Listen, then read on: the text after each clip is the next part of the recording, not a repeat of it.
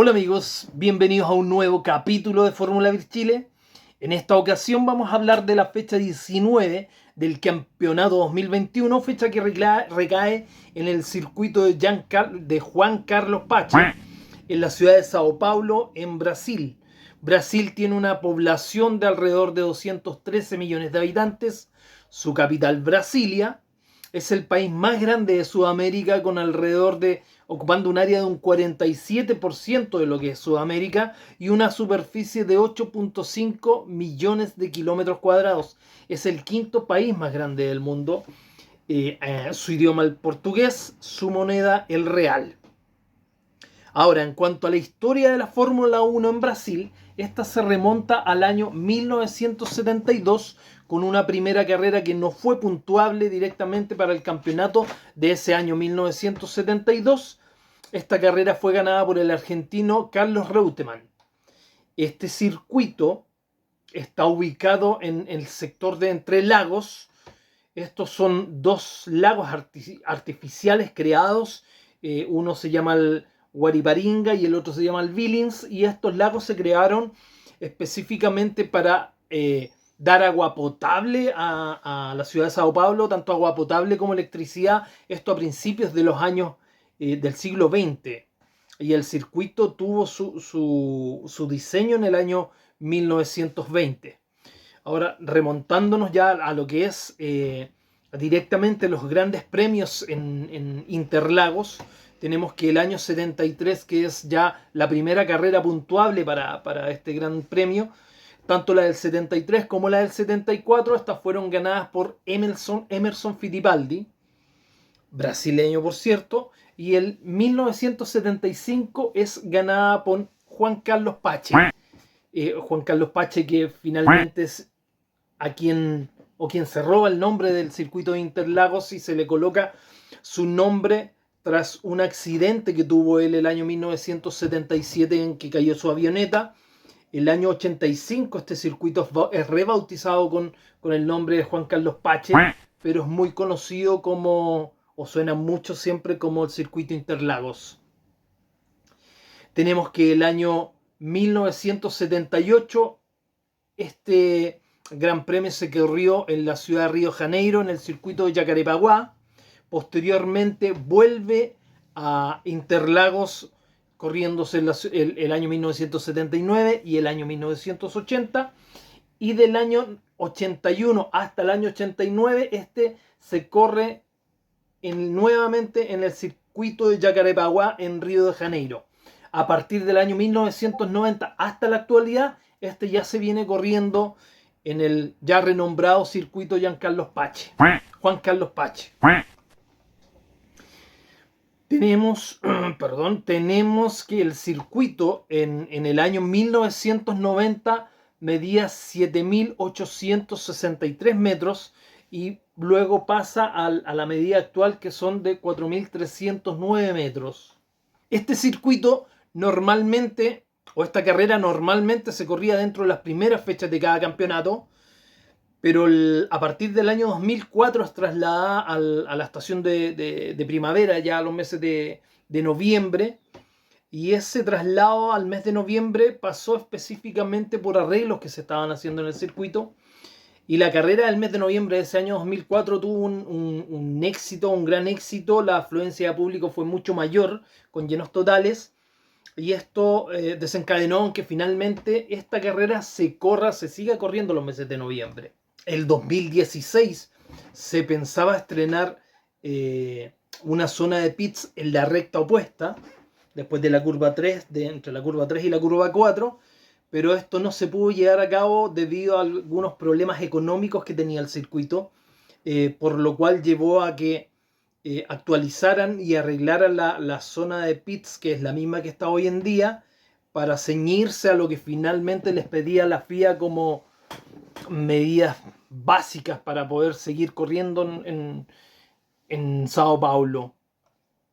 Ya el año 2019, casi en la actualidad, tenemos que Jair Bolsonaro quería sacar el Gran Premio de Sao Paulo y llevarlo a Río de Janeiro, con un circuito que se iba a llamar Ayrton Senna. Este tiene diseño de Hermann Tilke, pero al parecer esto está congelado y por el momento solamente sigue en el papel. Como dato anecdótico, Juan Carlos Pache fue doble de acción ni más ni menos que para Al Pacino.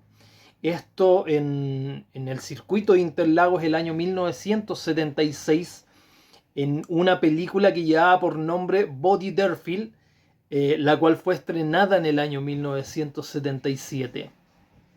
De hecho, en esta imagen del DVD podemos ver la imagen con un mono blanco y la bandera de Estados Unidos a Juan Carlos Pache.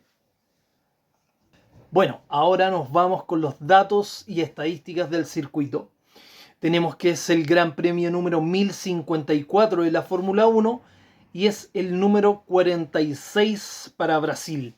Brasil que ha tenido 3 campeones mundiales, Fittipaldi en 2 ocasiones, Nelson Piquet en 3 ocasiones y Ayrton Senna también en 3 ocasiones.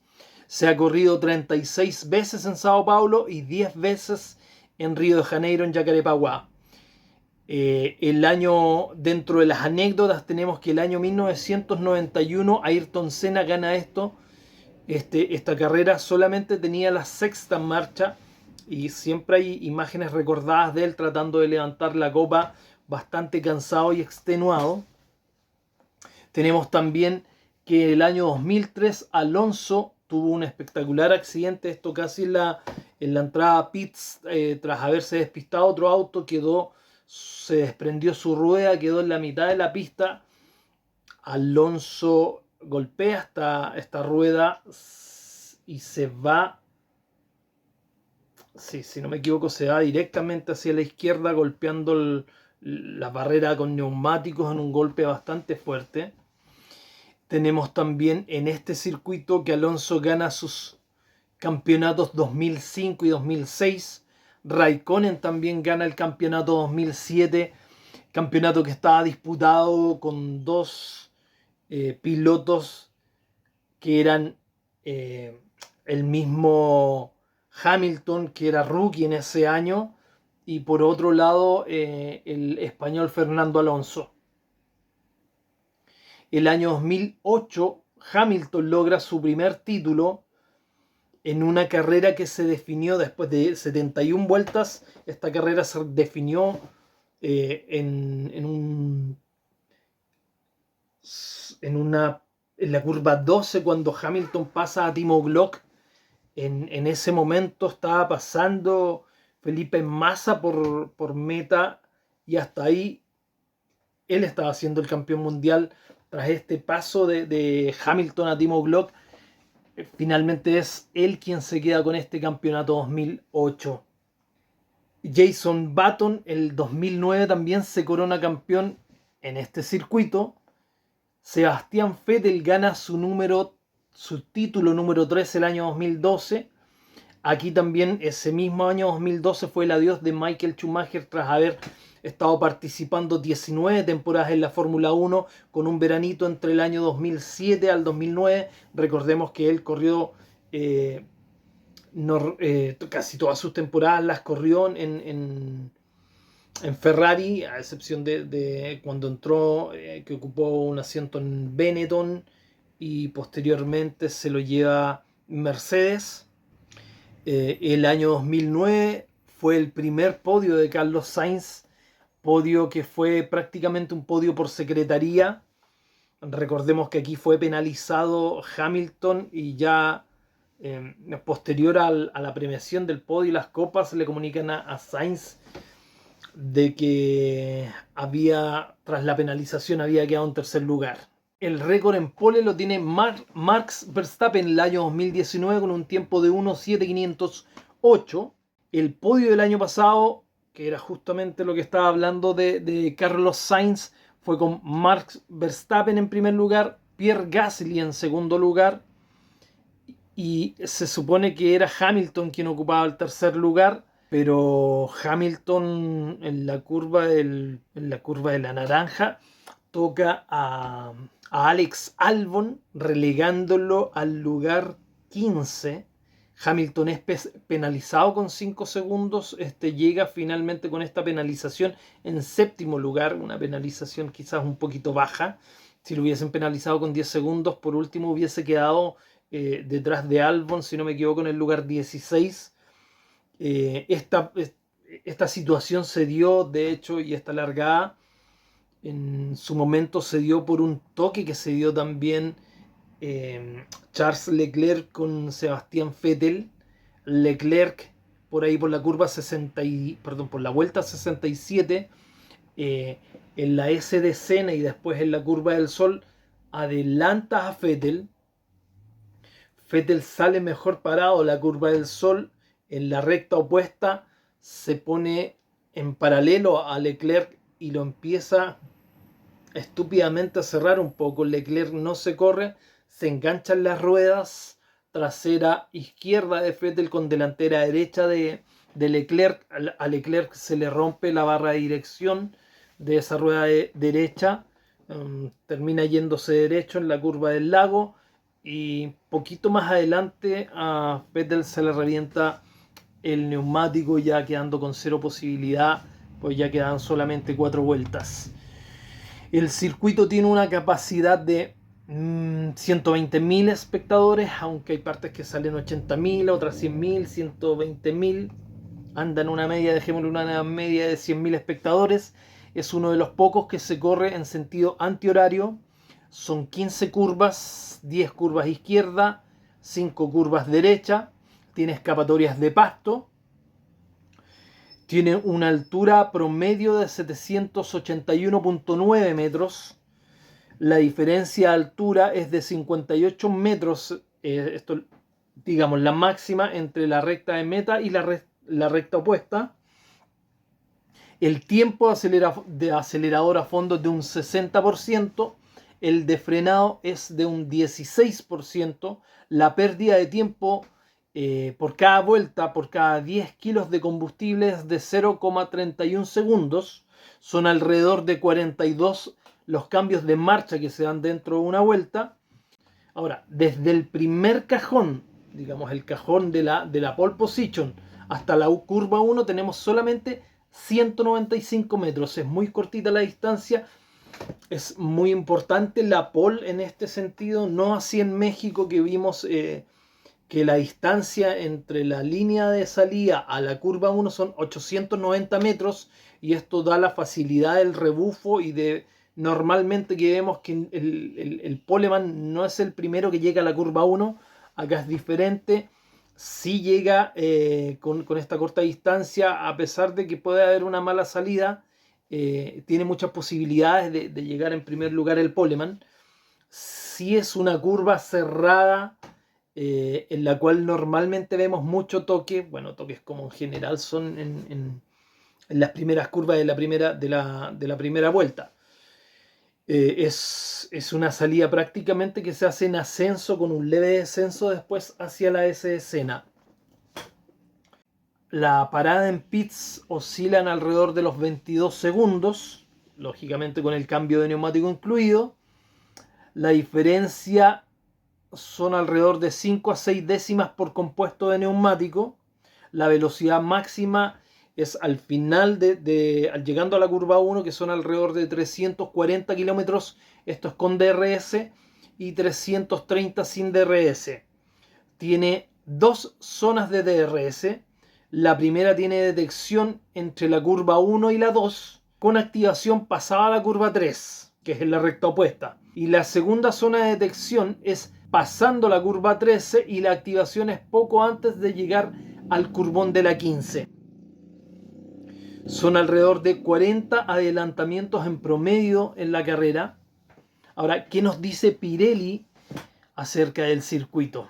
Recordemos que 1 es bajo y 5 es alto. Tenemos un 4 en tracción, un 3 en frenado, un 3 en carga lateral, un 3 en estrés de neumático, 3 en tracción de asfalto, 3 en abrasión de asfalto y un 4 en carga aerodinámica. El circuito tiene una longitud de 4.309 metros, son 71 vueltas a un total de 305 kilómetros con 939 metros. Es el cuarto circuito más corto, recordemos que el primero es Mónaco, el segundo es Zandvoort, el tercero es México y el cuarto viene siendo este circuito de Juan Carlos Pache. La velocidad máxima registrada en el circuito es de 350,3 km por hora y esto fue a cargo de Sergio Pérez en un Force India el año 2017. Pirelli vuelve a la gama de neumáticos C2, C3 y C4.